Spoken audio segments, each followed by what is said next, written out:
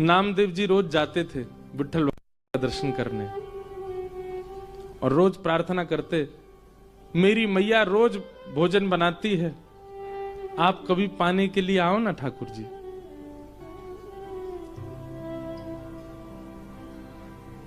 रोज नामदेव जी की एक ही प्रार्थना सुन के ठाकुर जी बोले, हे नामा, अब तू कहता रोज मेरे घर प्रसाद पाने आओ, यहां दर्शन कौन देगा? फिर एक काम हो सकता, बोले क्या?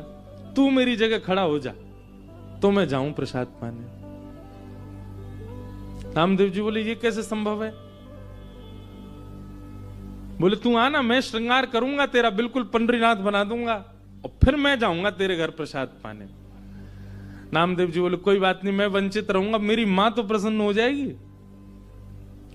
नामदेव जी पंडरीनाथ भगवान की जगह खड़े हो गए। अब भगवान सामने खड़े होकर बता रहे, ऐसे खड़े हो। नामदेव जी ऐसे खड़े हो गए। नेत्र बंद कर लो। बोले कर लिए। ठाकुर जी ने स्पर्श करके बिल्कुल श्याम वर्ण के जैसे ठाकुर जी वैसे बना दिया। अब ठाकुर जी बोले, अब तुम पंडरीनाथ हो गए हो? बोले जी। अब याद रखना 3:30 बजे सुबह काकड़ा आरती होगी, मंगला आरती। और काकड़ा आरती में ये पुजारी लोग बिल्कुल विचार नहीं करेंगे, ठंडे जल से नवाएंगे, ठिठरना नहीं। उसके बाद तुमको दूध से नवाएंगे, ठिठरना नहीं। नामदेव जी बोले, मुझे नहीं बनना पंडरीनाथ। बोले नहीं, अब तो तू खड़ा ही रहे यहीं पे, अब तेरे को भी तो पता चले मुझे क्या अनुभव होता है। और काकड़ा आरती में नियम होता है कि ठाकुर जी श्री पंडरीनाथ भगवान के मुंह पे मक्खन ऐसे रख देते हैं, मक्खन ऐसे चिपका देते हैं पूरा, और फिर उसके बाद आरती करते हैं ठाकुर जी की। कभी जाओ पंढरपुर दर्शन करना मंगला का, काकड़ा आरती बहुत सुंदर होती है। तो ऐसे मक्खन रख देंगे, मन तो होगा तेरा खाने का पर चाटना नहीं। अगर नेक भी मक्खन खत्म हुआ तो पुजारी बहुत मारेंगे। मैं कुछ नहीं करता, मैं केवल चुपचाप खड़ा रहता हूं। उसके बाद तुम्हारा श्रृंगार होगा और श्रृंगार के बाद फिर द्वार खोल दिए जाएंगे, सब भक्त आके चरणों में प्रणाम करेंगे और कुछ भी मांगे देना नहीं, सुन लेना। विधि का विधान, कर्म का विधान सब उनको योग्यता दे देगा। तुम सब पर दया करके कुछ भी मत दे देना, नहीं तो लोग कुछ भी मांग लेंगे। अब खड़े रहूं, मैं जा रहा हूं। और अर्धरात्रि में श्री पंडरीनाथ भगवान नामदेव जी के घर गए। द्वार जाकर के खट खोलो। जैसे ही द्वार खोला माने, आहा, जैसे ही द्वार पर पंडरीनाथ भगवान को देखा, नामदेव जी की माता जी तो आनंदित हो गई, चरणों में गिर पड़ी। ठाकुर जी बोले, मैया जल्दी पवाओ, भूख लगी मुझे। ये पुजारी लोग एक ही चीज खवा, पूरन पोली खवाते रहते हैं मुझको रोज, मेरा मन भर गया, आप कुछ और पवाओ।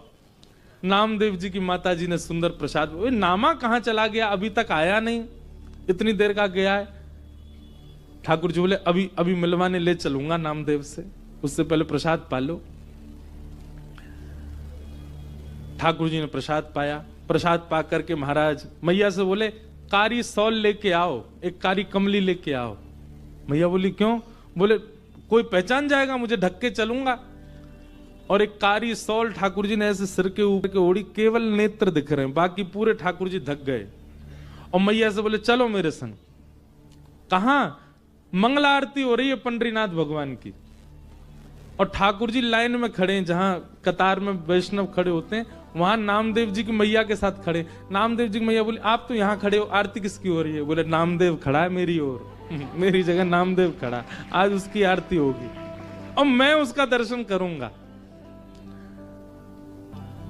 जैसे ही भीतर पहुंचे, श्री नामदेव जी की आरती चल रही है, पंडरीनाथ बन के खड़े हैं और दूर दर्शनार्थियों में खड़े श्री पंडरीनाथ जी बलैया ले रहे हैं। आहा, मेरा नामा कितना प्यारा लग रहा है, कितना सुंदर लग रहा है मेरा नाम। जैसे ही ठाकुर जी पहुंचे गर्भगृह में, तो नामदेव जी ने नेत्र खोल के ठाकुर जी को देखा।